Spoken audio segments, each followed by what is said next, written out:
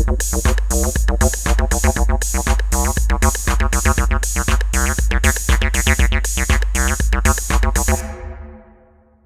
voulais présenter l'ensemble des simulations de physique de Blender. Et auparavant, il faut peut-être dire que Blender n'est pas un outil pour ingénieurs, c'est-à-dire que ça n'a pas vocation à précalculer des événements physiques réels. Donc on est vraiment dans le cadre d'une simulation pour donner l'illusion d'événements physiques. Alors, je vais commencer par les physiques les plus basiques, c'est-à-dire les physiques de type rigid body, qui vont servir à simuler par exemple des cailloux qui tombent, qui s'entrechoquent, etc. Donc je vais garder mon cube, et ici dans le panneau des physiques, je vais cliquer sur rigid body. Ici, je vais créer une fenêtre de type timeline, donc je presse Shift F12. Et si je lance l'animation, je peux voir que mon cube tombe parce qu'il subit la gravité. Donc la gravité, si je veux, je peux la régler ici dans le panneau Scene. Je peux désactiver la gravité. Je peux aussi changer sa force, sa direction, etc. Alors, les rigid body vont interagir avec d'autres rigid body. Par exemple, je vais créer un mesh plane. Je vais agrandir ce plan. Et je lui attribue aussi du rigid body de type passive, de manière à ce que lui ne tombe pas. Mais par contre, il va interagir avec les autres rigid body. Là, je vais soulever mon cube, je vais faire RR pour lui faire une petite rotation. Et voilà ce que j'obtiens. Donc mon cube tombe sur le plan. Le plan agit comme un rigid body, sauf que lui ne subit pas les gravités. Je vais faire une duplication sur Z, une rotation, et là je vais voir que les deux cubes interagissent. Alors, si je veux, je peux convertir cette simulation de physique en keyframe. Et pour faire cela, il suffit que je sélectionne mon objet. Je vais dans Object, Rigid Body, Bake to Keyframes. Là, j'ai un pop-up qui s'ouvre où je vais déterminer de quel frame à quel frame je veux calculer les keyframes. Et je clique sur OK. Et là, je peux voir toute une série de keyframes.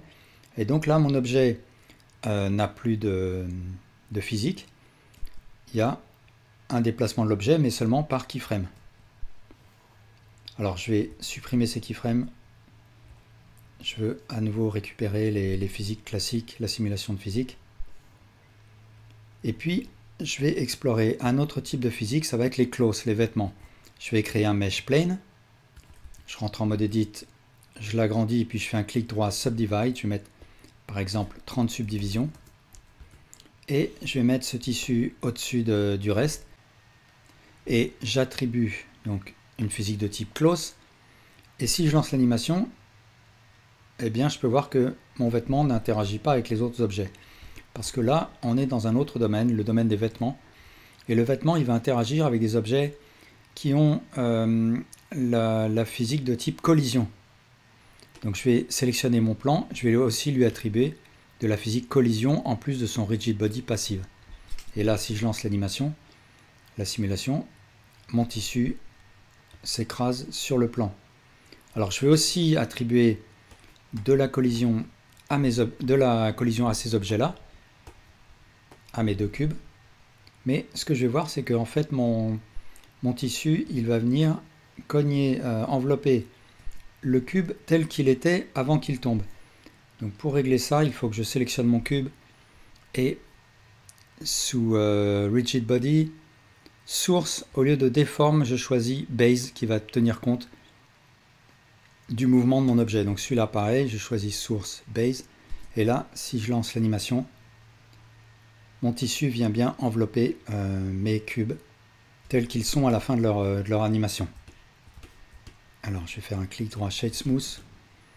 Je vais aussi attribuer à mon objet, après le modificateur Close, un modificateur Subdivision Surface. Donc en attribuant ces physiques, je peux voir que ça crée des modificateurs dans mon panneau des modificateurs. Et puis mon tissu, je vais aussi lui attribuer une collision de type Self Collisions, de manière à ce que les faces du tissu ne s'interpénètrent pas.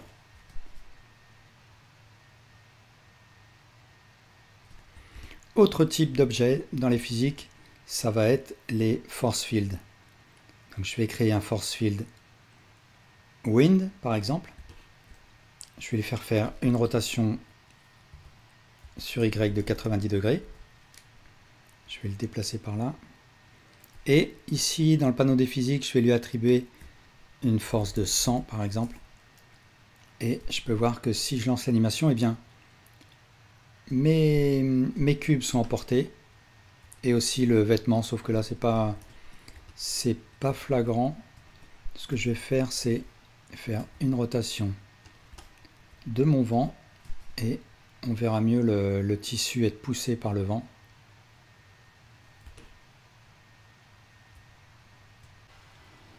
Alors une petite précision, si je veux un cube comme ça qui pousse l'autre, à ce moment-là, celui-là doit être actif ou passif, ça va dépendre un petit peu de ce que je vais faire après avec lui.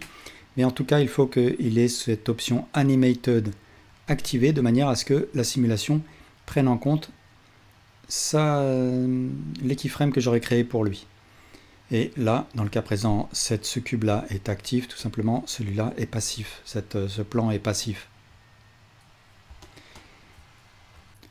Autre précision sur le rigid body, si je fais un objet passif qui est creux, il faut que je pense à le passer en collision shape mesh et non convex hull.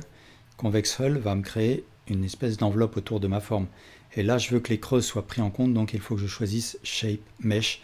Et là, si je lance l'animation, voilà, ça fonctionne correctement. Alors à propos du close, une fois que je suis content, ce que je peux faire c'est un bake, c'est-à-dire un calcul préalable de la simulation, de manière à ce que quand je fais le rendu, j'évite tout bug.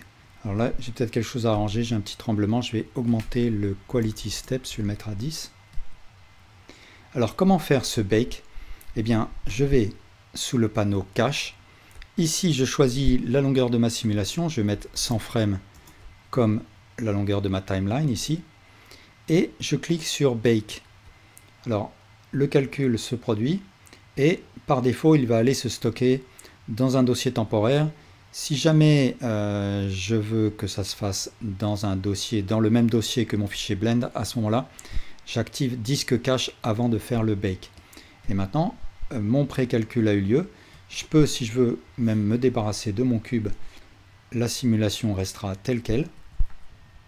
Alors, je vais faire un CTRL Z. Et si jamais je veux revenir retravailler ma simulation, à ce moment-là, je supprime le bake, je fais un delete bake, je fais mes changements et après je refais le bake.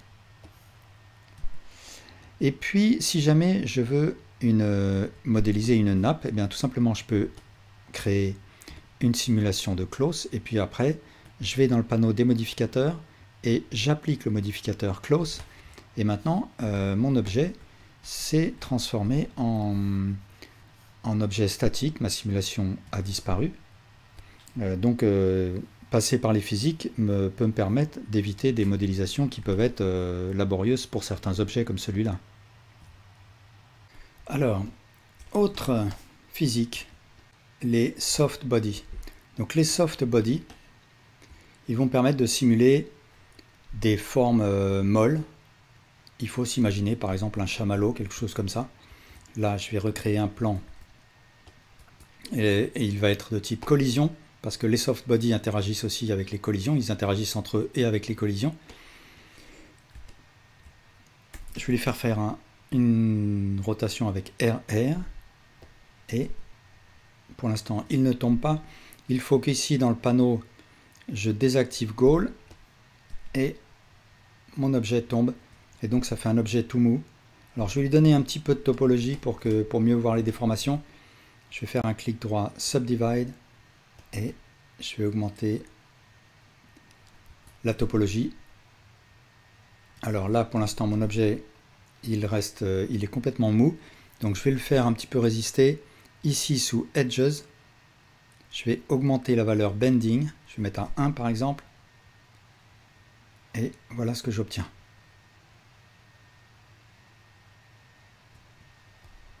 Et là, de la même manière, je peux attribuer à mon objet un modificateur Subdivision Surface.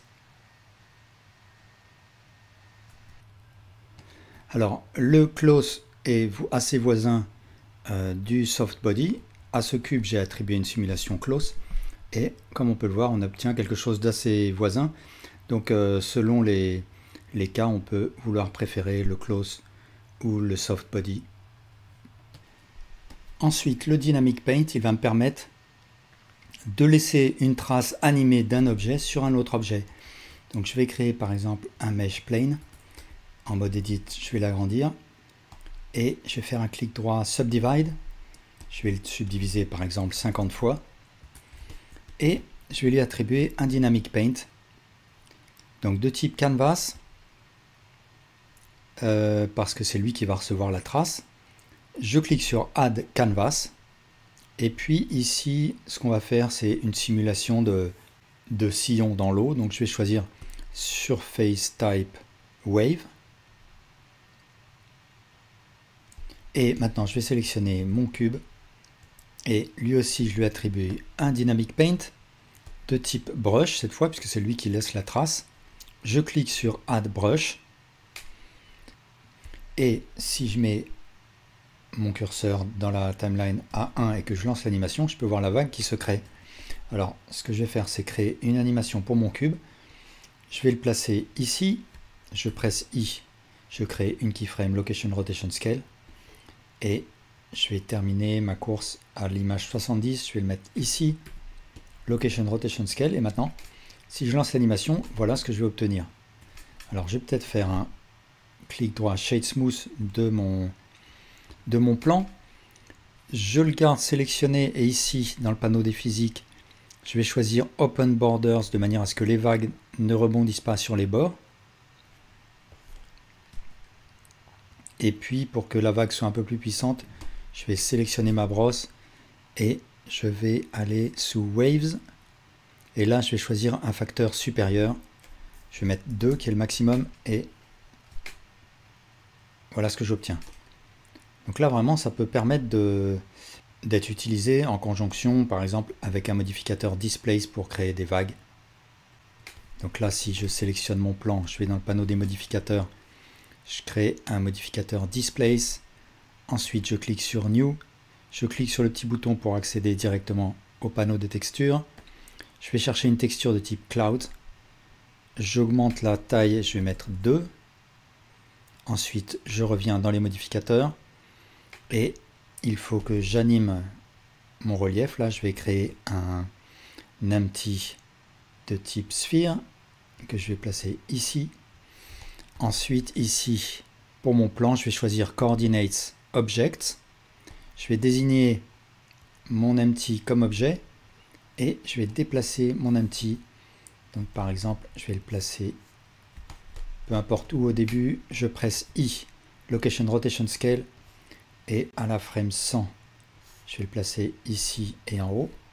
Je presse I, Location Rotation Scale, et voilà, j'ai un courant marin comme ça.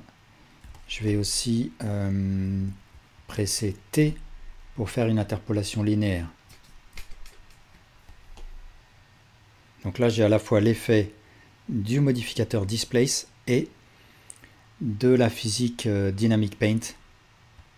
Je peux peut-être un petit peu baisser la force de mon courant de manière à mieux voir le Dynamic Paint.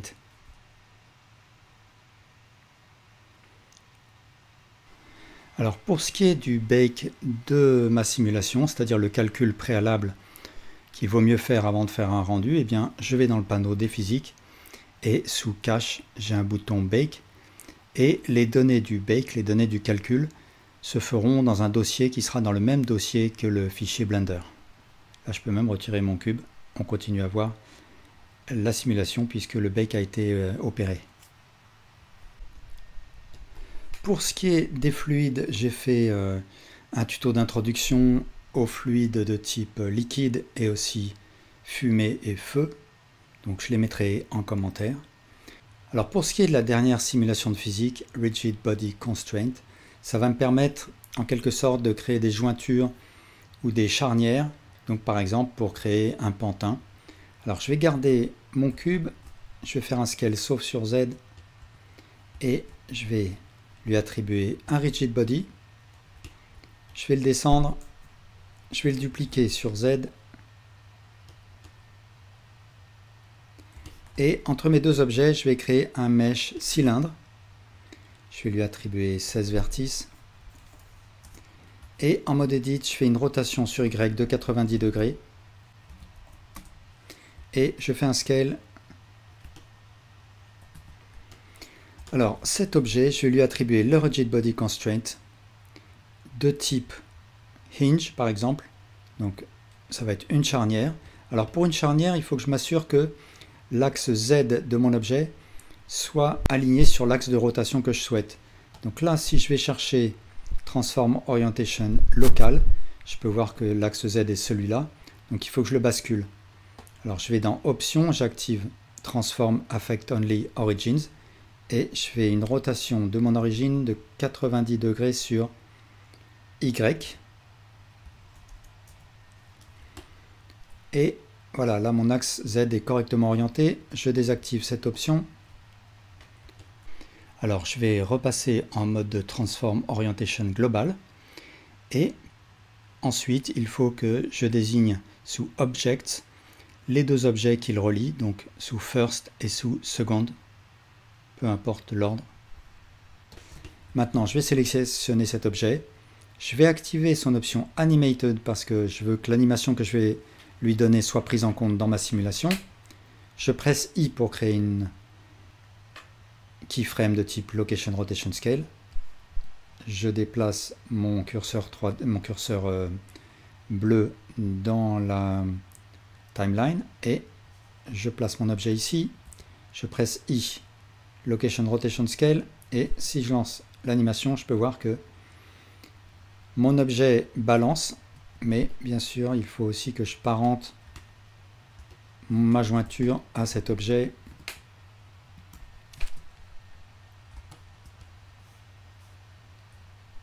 Alors bien sûr, je peux faire comme ça toute une chaîne d'objets. Donc par exemple, je peux dupliquer ces deux objets sur Z. Cet objet-là, ma jointure, il faut qu'elle ait ce cube en premier. Donc je vais le sélectionner et ensuite je sélectionne le deuxième cube en dessous. Et je le parente à ce cube-là. Et maintenant, si je lance l'animation, voilà ce que j'obtiens. À noter, on peut attribuer un rigid body constraint à un empty si on souhaite. Et là, démonstration si jamais mon rigid body constraint est de type point.